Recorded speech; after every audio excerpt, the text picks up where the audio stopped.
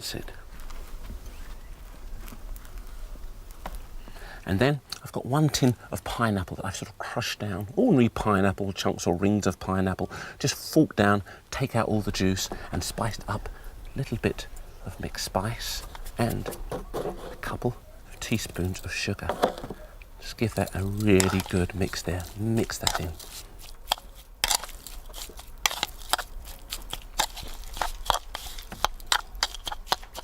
Then take your pineapple mixture and put it on top of 1 buttered side of the bread. Scrape that out, a couple of really sort of heaped spoons there, really pile that up in the middle. And then take the buttered side and put that on top. And just push your fingers around the edge there to create that little island effect. Isn't that lovely? Take a couple of eggs to our bowl. Add some cream. And just beat that up and give that a little bit of the rhythm.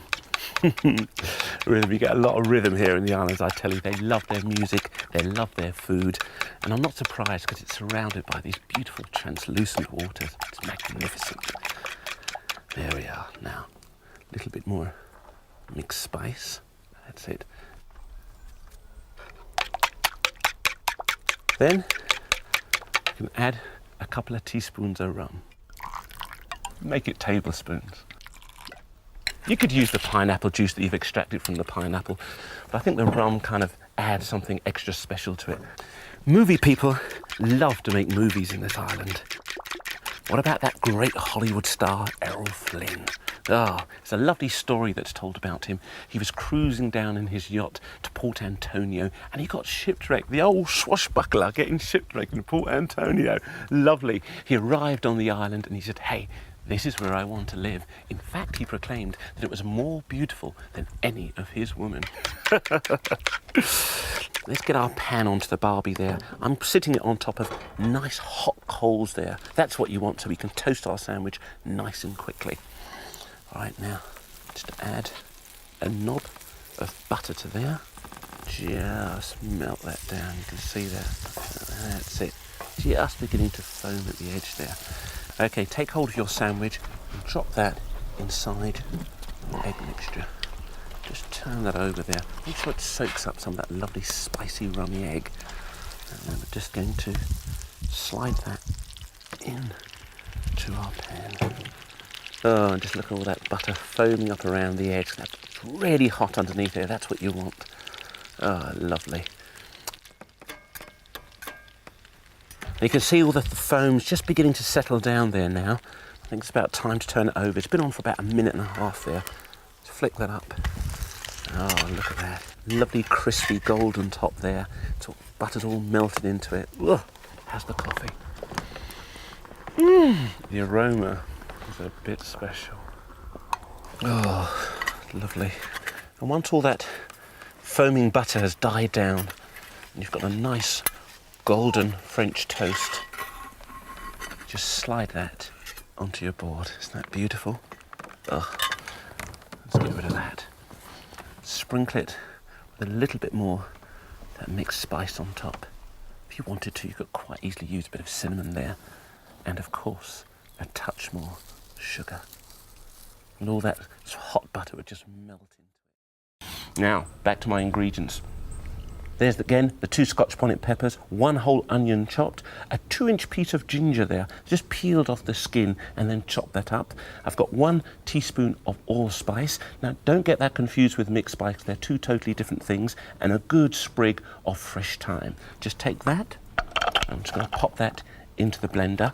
That avoids all that contact with the fingers and everything, ever so simple if you've got one of these. And as for the thyme, you just want to sort of push that off with your knife. Sometimes it kind of, when it dries out, it sort of binds onto the little stalks there. So just use your sharp knife there and scrape that down. That's it. You just pick that up and put that inside. And the other ingredients are 50 ml of a dark soy sauce,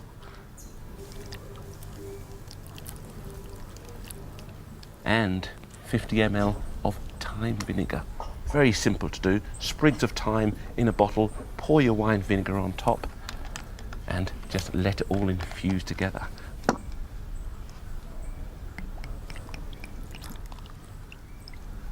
Then we just blitz that together. The idea of the soy sauce and the vinegar is not only that it sort of moistens all your other ingredients, but it tenderises the meat. That's the most important thing.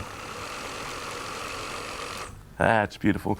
And then we take that and just pour that on top of our chicken.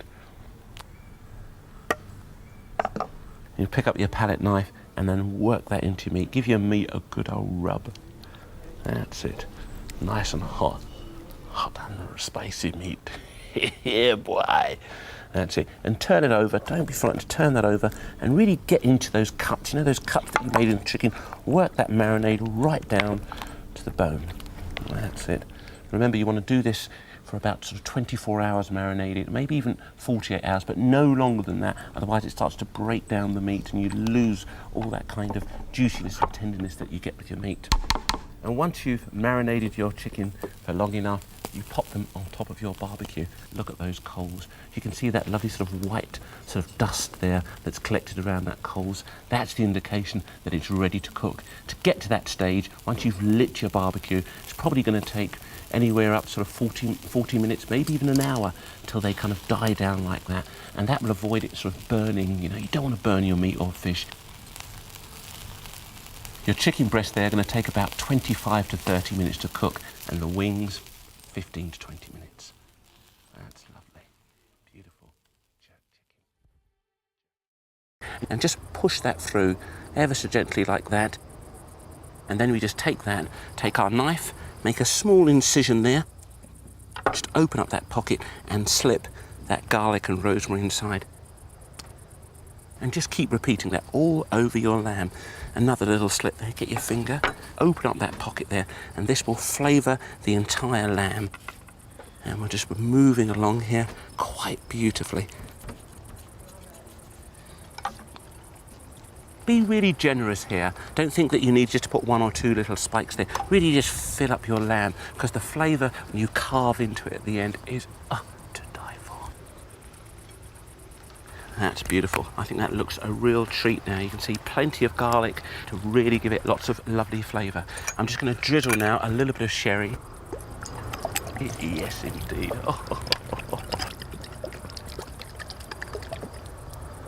Season it up, a little bit of salt there, a little bit of pepper. That's it, touch more salt.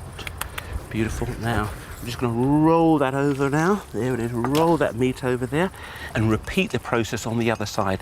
Lots of garlic and lots of herbs, but perhaps not as busy, because you'll probably see other little sticks of garlic or rosemary coming through from the other side.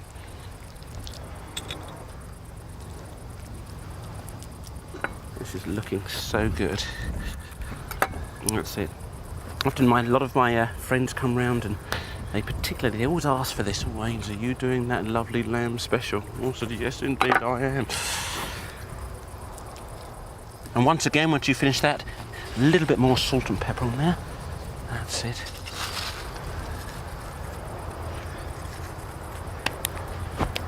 And a touch more sherry. There we go. There is a little bit more sherry. A little bit extravagant me there with the old sherry. That's it. Just rub that in there.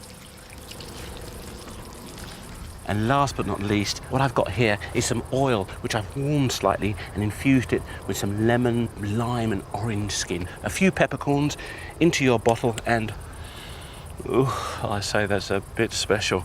Now just shake a little bit of that on the top there like that. There it is. Beautiful. Lovely. And again, another little bit of a rub there, rubbing that in, that oil. So attractive, and believe me, it tastes magnificent. Let's whack it on the barbie.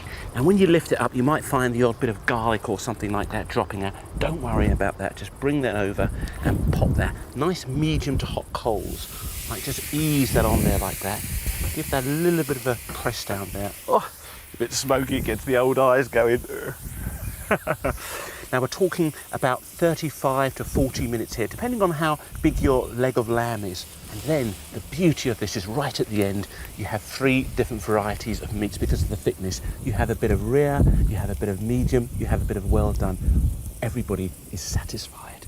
First, you take 2.5 centimetres of grated fresh ginger. Just pop that in along with 2 cloves of garlic, 2 tablespoons of muscovado sugar. Oh, that's a wonderful word, isn't it? Muscovado. A good pinch of allspice. Now, if you go down a little bit more, if you like that sort of cinnamony, nutmeggy flavour, just sprinkle a little bit more of that in there. 2 tablespoons of pineapple juice. And a couple of tablespoons of oil there. I'm not using olive oil here. It's a groundnut or sunflower oil will be fine. You don't need that sort of olivey flavour in here at all because it's overtaken by the next ingredient, rum. Boy, does that make a difference. A couple of tablespoons of rum. Just pour that in there like that. It's smelling good. Just give that a bit of a mix now. You're probably wondering why Uncle's pork calypso, Ainsley. Well, every time my uncles used to come and visit us, we used to hear my mother sort of shout out, "Who's that at the door?" And my uncles would be there. And as they opened the door, the aroma of this would just hit their nostrils as it sort of came off the barbecue and say, "Why, Peppy," which is my mother, "that pork calypso smells sweet, girl." Okay, let's have a little bit of seasoning. First, a little bit of pepper and some salt. Give that a good mix up there now. Just crush down all those little nuggets there that you sometimes get from the muscovado sugar. Just crush them down, stir that in. And then pop your pork chops into the marinade.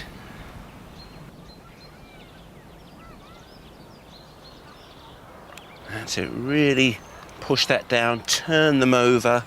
Make sure you pick up all that flavour all around your meat. That's it, and the beauty of this is that you can pop it in your fridge with a bit of cling film on top for about 24 hours to let all that flavour really penetrate through, or indeed leave it for a couple of hours and then just slap it onto your barbie. Now, talking about marinades and talking about flavours, it doesn't just have to stop with what you put on your meat. It can come from your coals. Now, just look what I've got here. I've got a whole array of woods there that help to add flavour to your meat. First here, we've got a mesquite type of wood, which, oh, that's a lovely aroma coming from that. Next to it, there is hickory wood. Oh, and some oak, lovely. This one's very similar to sort of the pot pourri, isn't it? And it really got a lovely smell to it.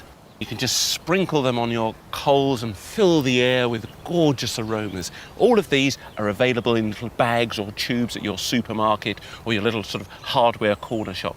But if you want something that you might find at home, how about some peelings of some of your citrus fruits like limes, lemons, or indeed oranges?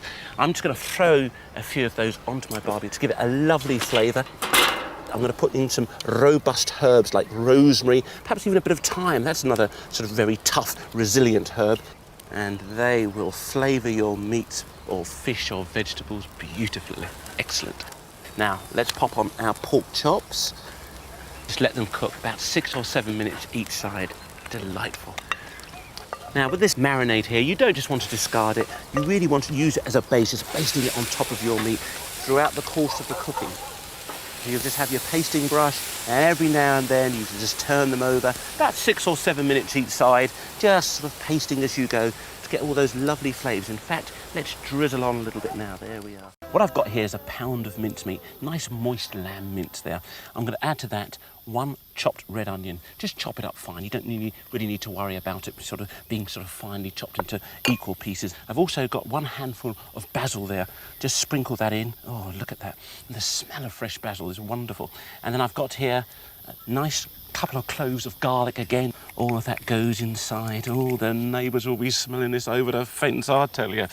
I've got here about 2 ounces there of semi-sun-dried tomatoes. You can buy them at your supermarket or perhaps your deli. If you haven't got them semi-sun-dried, just pop them into your oven on a low tray there for, overnight or something. Very, very low oven. You can sun-dry them yourself. Now, I've also got here 2 ounces of pine nuts, toasted pine nuts. Dry frying pan on the stove. Just let them sort of toss over there a little bit. Nice medium heat till they're nice and golden. Pop those inside. And here I've got 4 ounces of hard goat cheese. It really smells lovely, and out here in the valley they call it tom de chèvre, mate, so I'm just going to shove it in my bowl. There it is, lovely, look at that. And over here, 1 ounce of white breadcrumbs. If you wanted to use brown, you could, but I'm using white, so we'll shovel that in there like that. And finally, 4 ounces of shredded baby spinach. You can use all Reese spinach if you want. Just chop it up nice and fine and pop that inside. Look at that. That looks delightful already. All those lovely, vibrant colours there. We're going to mix those together shortly, but first, a nice bit of pepper there. Quite a bit of pepper, because it's going to make quite a few little burgers up. You probably get 10, 12. It really depends on the size out of this quantity. All right, a good shaking of salt. Oh dear, lovely. That's it. And finally, 2 tablespoons of olive oil. Good quality olive oil if you wanted to. Just pour that in there like that. That's enough, lovely. And now comes the interesting part. Let your fingers get in there and have a good old rub-a-dub. That's it. And really work that in. Really get it going there now. And you want to bind it together quite well here. It looks like it's going to sort of crack up, but really work that meat together. It's quite a robust burger, actually. Oh, that's it. Lovely. Look at the colours there. Oh, it's so exciting, this. And then finally, break off a bit like that, and then make them up into a patty shape and really compress that together. Don't be frightened to give it a good squeeze. Cup your hands over it and really give that a good squeeze. If you wanted to, you could put them inside a little ring, one of those little metal rings or something like that, and shape them inside there. But I like to do it on my hands, because sometimes when burgers are a little sort of odd shape, they look quite nice, don't they? Especially if the kids help you, they're always odd shaped. Ah, lovely. Just look at that. Now your lamb patty should be cooking over medium coals for about 12 to 15 minutes until they're really nice and juicy. And now the simple marinade. Take 1 whole clove of garlic and just cut that in half all the way through there. Look at that. Pop that inside. That's it. Just press that down so it will soak up all that wine flavour. I've got some nice fresh thyme there. We're just going to rip that thyme like that. It really doesn't matter. Very nonchalant fashion. The same with the rosemary there. Fresh rosemary sprig. Look, I just pull that off like that. And that all just separates beautifully over our lovely T-bone steaks. Now, inside here, my pesto and mortar, I've got some nice mixed peppercorns there. Just give that a good old grind up there. Now, you don't need to worry too much about whether they're all broken up or not. Just give that a good blitz there like that. We're just going to take those and sprinkle them like that all over the top of our steaks. And a little drizzle there of olive oil. And now, there's only one thing missing. Now, my slices here, you can see that I haven't sliced that too thickly there, so they cook quite quickly. There they are. I'm just going to lay those on the board. And before they went onto the barbecue, I brushed them with a beautiful flavoured oil. Greek extra virgin olive oil is in there, some lemon zest, just grated very, very finely, and a clove of crushed garlic. Just mix that around and brush them on top onto the barbecue. Now, first I'm going to put a slice of tomato on top of our aubergine. Now, you can use plum tomatoes if you wanted to instead. And next, a slice of feta cheese. You can get these so easy in your supermarkets now. Of course, if you wanted to, a good alternative would be mozzarella. And now for some basil. This is Greek basil. We're so used to the larger leaf variety, but here they just don't seem to use it in cooking very much. It's more used as a fragrance in their gardens, but it's absolutely delicious and it tastes exactly the same. Sprinkle some of those on top of the feta. Beautiful. And we're going to top that with some sun-dried tomatoes. It's not particularly popular in Greece, sun-dried tomatoes. You probably can't even get them here, but we've got them at home, so we can use them. That's it, lovely. And a bit of black pepper going on top. Now, you don't need to put salt on these because you've got the saltiness coming from the feta cheese and, of course, from your sun-dried tomatoes. Then I want you to take the ends and just fold those over. Join those with a cocktail stick, which is not imperative, but of course, you'd have to be very, very careful when you turn them over on the barbecue. Lovely. And you just pop those on the edge of your barbecue there, those nice sort of medium to hot coals. We're really just warming that through to release some of those wonderful flavours, and that's only going to take about 2 or 3 minutes, including the turning. And now onto our aubergine dip. Look at that. It's been blistered, as I said. Just going to split that open and reveal that juicy flesh inside. Absolutely lovely. That's it. Got my nice wooden pestle and mortar here.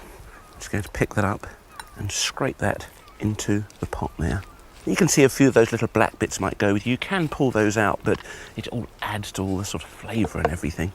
And to that, we're going to add juice of half a lemon.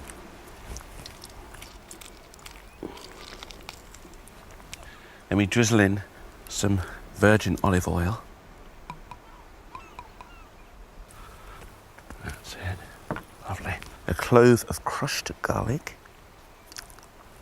A little pinch there of ground cumin. That's lovely. That's it. A teaspoon of chopped parsley. And a tablespoon of Katina's beautiful, creamy Greek yogurt. Now that is optional, but it does give it a wonderful, creamy taste. Give that a bit of a mix. Oh, just turn over those feta rolls. So they really don't take long at all. Lovely. And of course, some salt. And of course, some freshly ground black pepper. Oh, I can't beat it.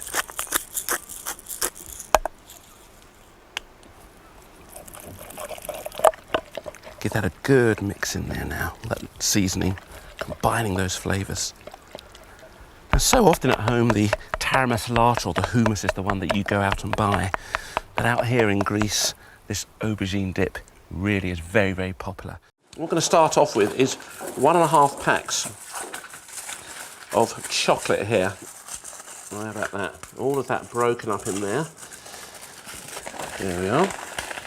Then, to that, you're going to add 3 heaped tablespoons of soft brown sugar. That's about 100 grams. Now, we're not making a cake here, so don't think to yourself, oh, it's got to be exact. We're making a very nice thick chocolate fudgy sauce. I know this looks like a bag of sweetness, but this is going to be enough here for about 4 or 6 people, even more than that. A couple of tablespoons of golden syrup. And I much prefer the squeezy variety than those tins where all the top gets sticky and you have to keep wiping it every 5 minutes. All right. And so you want 1 tub here of this. This is about 150 ml of cream. Get your finger in there and really make sure that you get all of that out. Okay, don't be frightened of that. That's it. And then all we need to give it that lovely glossy look at the end is just a knob of butter. That'll be fine. That's it. Just pop that in there. Let that come up to almost like a little boil. It's almost like you're simmering, you're melting everything down, and then have the most wonderful chocolate fudge sauce you've ever tasted. It really is very good. Take your bananas. There, and hold it like that. And you perhaps need to support it sometimes when you do hold it lengthways, otherwise they might break slightly, like that's beginning to crack there. So we'll need 3 of those, because we've got 3 dishes. Now, onto our ice cream. Now this is some local ice cream here. I've got 3 different varieties, the chocolate, cassis, and how about that one, vanilla and ginger, little flecks of that ginger. That's very nice, I like that. Hope you girls are tidying up over there. You okay? I nearly threw my banana away. That's it. Remember mashed potatoes at school? Here you go. Let's get some scoops of ice cream. Look at that, nice dollop there. 1 scoop of chocolate. Cassis, look at that lovely colour there. Let's check on our sauce here. Now look at that, can you see it's just at the edge there, just beginning to melt a little bit. That's the time when you can stir that round. Just mix that in there. That lovely, lovely glossy chocolate sauce. Chocolate fudge sauce. Okay, leave that to one side there for a moment. Ivana, what about those cherries? Did you find any of those cherries, my darling? That's fantastic, thanks. And then what you want to do is just kind of secret is just to kind of allow that to drizzle like that on the top, using the spoon. Kind of run it a little bit along those bananas too, so the bananas don't feel left out. It's quite good, isn't it, eh? Oh, what about me, Ainsley? That's perfect. Just sticking a couple of those on the top, followed by some crushed nuts, just sprinkled on top like that. And of course, just wouldn't be the same without a wafer, would it? Two.